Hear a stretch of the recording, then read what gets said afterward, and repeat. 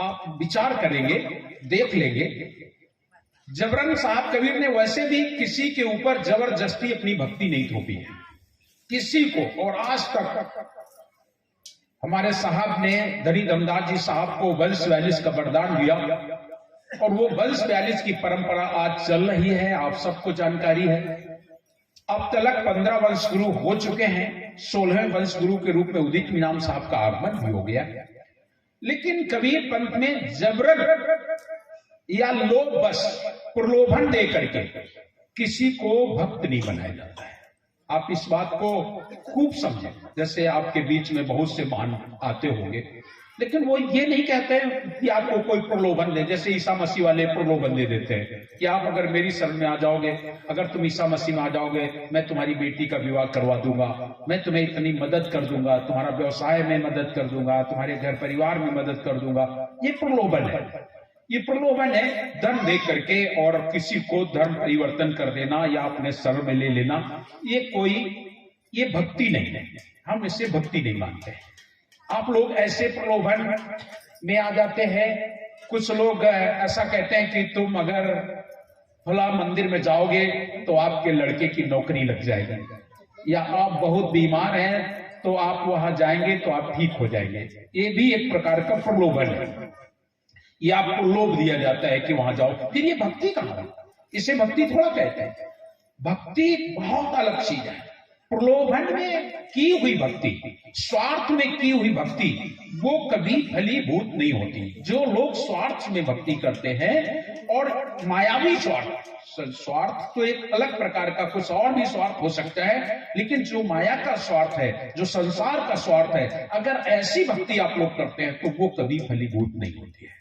पहली बात तो, जिस सदगुरु की हम शरण में जा रहे हैं, जिस सत्पुरुष की शरण में जाते हैं, वो क्या नहीं जानता है कि आप लोगों को सुख चाहिए? क्या उसे नहीं पता है कि ये लोग दुखी हैं, हमें इनको क्या देना है? अगर हमारा ईश्वर, अगर हमारा भगवान परमात्मा हमारे कहने से, हमारे बतलाने से तुम्हारा दुख जाने, हमारे कहने से तुम्हारा दुख जाने, तो भगवान कैसा है? साहब कबीर तो कहते हैं कि वो सत्पुरुष, वो परमात्मा, तन की जाने, मन की जाने, घट की जाने चोरी, वह साहेब से का छिपो है जाके हाथ में डोरी। हम भगवान के पास जाएं और भगवान से बताएं कि भगवान मैं बीमार हूं। क्यों भाई, ये बात समझ में आती है आपको? भगवान से हम कहें, ईश्वर से हम कहें कि मैं बीमार हूं, मेरे को ठीक कर दो।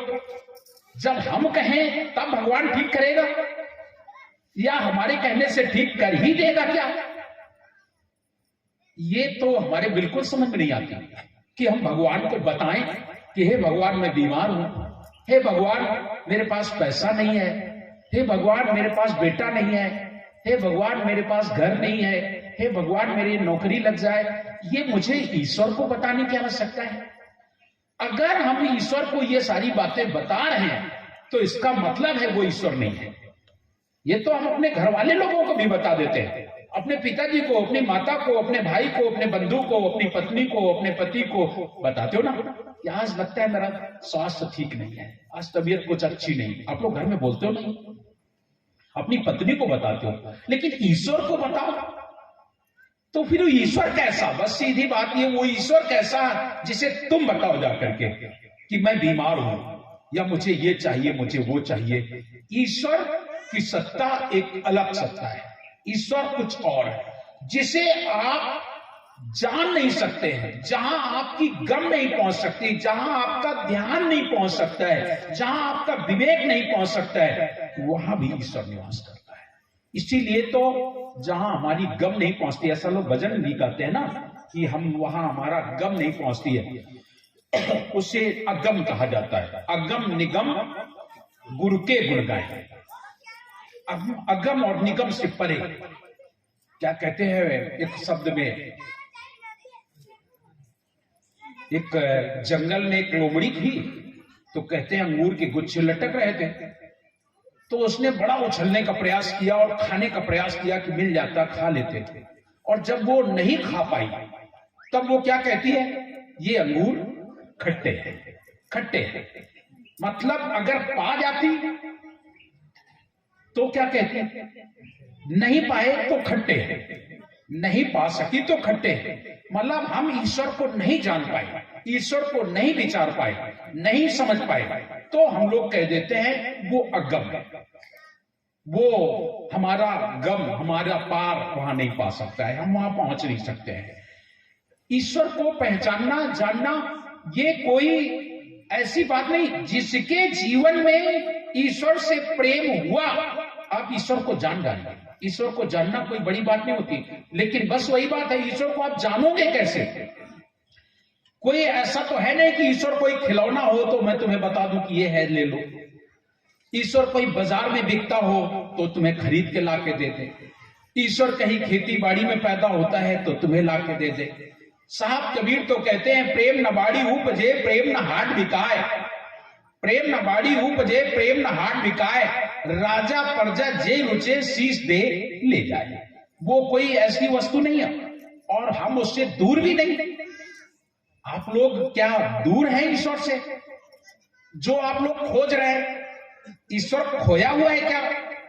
ईश्वर नहीं खोया है, हम ईश्वर में खो जाए तो बात बने। और आप लोग ईश्वर को ऐसे खोजते हो जैसे ईश्वर खोया हुआ हो। कहां मिलेगा ईश्वर, कहां मिलेगा भगवान, कहां मिलेगा परमात्मा, कहां मिलेगा साहब? दौड़े चले जाओ, बद्रीनाथ में मिलेगा, केदारनाथ में मिलेगा, हरिद्वार में मिलेगा, ऋषिकेश में मिलेगा, बद्रीनारायण में मिलेगा, जगन्नाथपुरी में मिलेगा, रामेश्वर में मिलेगा। क्यों भाई मिलेगा? अरे समुद्र के अंदर कूद कर और समुद्र को ढूंढो। समुद्र में रह करके कोई समुद्र को ढूंढे तो क्या समुद्र को ढूंढ लेगा? समुद्र में रह करके साहब ने क्या कहा है, पानी में मीन प्यासी वो सुनसुनावे हांसी। पानी में मछली प्यासी है, ये तो बड़ी अचंभे वाली बात है। पानी में रह करके कोई प्यासा रह सकता है? हम आप सब ऐसे ही हैं कि पानी में रह करके हम लोग प्यासे हैं, पानी में रह करके प्यासे हैं। कारण केवल इतना है कि हमें बोध नहीं है, ज्ञान नहीं है, या ऐसा कहें कि हम संसार की तरफ भागे जा रहे हैं, हमें ईश्वर का वो प्राप्त करने का ढंग नहीं मालूम। मछली ऊपर आई, पलटी, प्यास बुझ गई। समझ रहे मेरी बात? हम अपने को पलट के तो देखें, अपने जीवन को पलटे, फिर देखो क्या मिलता है। पलटने की केवल जरूरत है। हम लोग अभी एक दिशा की ओर भागे जा रहे हैं और वो दिशा है संसार की दिशा, वो दिशा है माया की दिशा, वो दिशा है काल की दिशा। हम लोग काल माया की तरफ दौड़ रहे हैं, संसार की तरफ दौड़ रहे हैं। और जब वहां दौड़ रहे हैं तो ये एक ऐसा जंगल है कि आप दौड़ते रहिए, कितना दौड़ोगे, जहां जितना दौड़ते रहो कुछ नहीं मिलेगा। पलट जाओ, केवल पलटने की जरूरत है। जिस दिन आप पलट जाएंगे उस दिन ईश्वर को ढूंढने की जरूरत नहीं है, खोजने की जरूरत नहीं है। जल में कुंभ, जल में कुंभ, कुंभ में जल है, भीतर बाहर पानी। एक घड़ा ले जाओ, तालाब में रख दो, पानी तालाब में भी है और घड़े में भी है, घड़े में भी है, लेकिन घड़े का जल सीमित है। उस घड़े में जो जल है तालाब का ही है, उसका ही, सागर का ही जल है, लेकिन उसके अंदर एक सीमा बन गई, परिधि बन गई, और वो सोचता है बस इतना ही जल है। घड़े में बंद जल घड़े जैसा होगा, घड़ा जैसा होगा, घड़े का कहोगे कि घड़े में। लेकिन जिस क्षण आप परिधि को तोड़ दें, जिस क्षण आप सीमा को तोड़ दें, उस समय क्या होगा?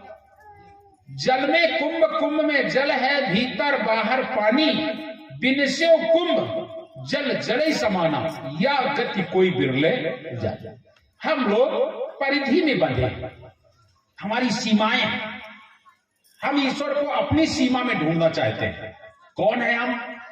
साहू है, ब्राह्मण है, क्षत्रिय है, वैश्य है, शूद्र है, मुगल है, पठान है, सैयद है, शेख है, ये सीमा हो गई।